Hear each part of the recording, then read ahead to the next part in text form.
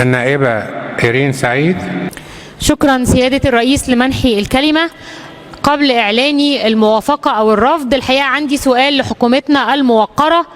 ماذا لو الحكومة طرحت ميجا بروجكت مشروع قومي وطلبت من الشعب ومجلس النواب أن يجري دراسة لهذا المشروع، واستند مجلس النواب والشعب المصري على مسح اقتصادي معلوماته منبثقة، أو يعني مسح اقتصادي تم إجراؤه في 2021؟ ما رد فعل الحكومة على هذا الأمر؟ الحقيقة أنا هرد نيابة عن الحكومة. لن تقبل حكومتنا الموقرة بقبول أي feasibility study قائمة على مسح اتعمل في 2021.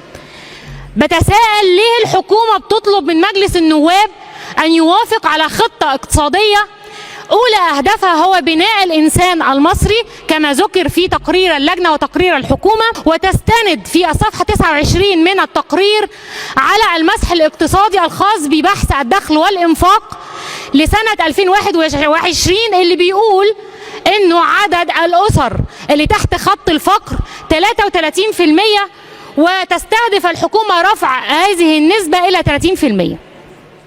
هل احنا يا حكومتنا الموقرة من 21 ل 26 هذه النسبة لم تتحرك؟ سيادة الرئيس، أنا تقدمت بطلب إحاطة في اللجنة الاقتصادية وناقشته مع زملائي في منتصف شهر أبريل تقريبا، وكان في توصية مننا للحكومة بأنه كان في بحث دخل وإنفاق ل 23 بناء عن رد المسؤول عن وزارة التخطيط، وأمهلناهم أسبوع أنهم يجيبوا هذا البحث.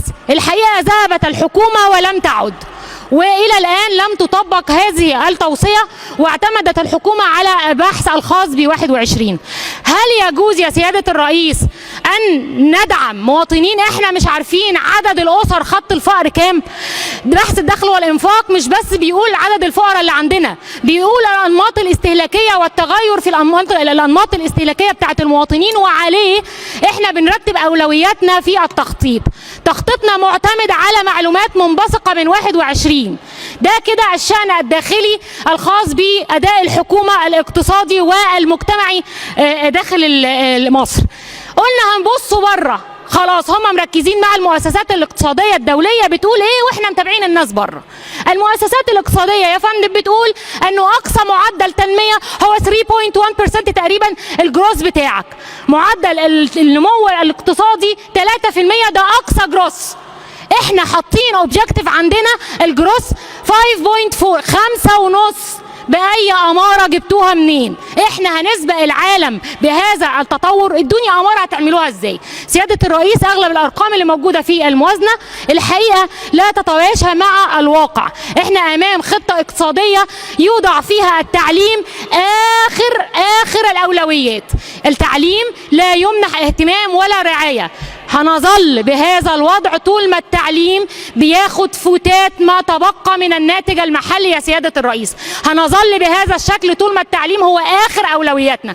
الخطة بشكل عام أنا غير راضية عليها، حزب الإصلاح والتنمية غير راضي عليها، وبناء عليه لأسباب كثيرة وعدم تطابق هذه الخطة وهذه الموازنة مع واقع المواطن المصري نرفض هذه الخطة رفضا قاطعا. شكرا جزيلا.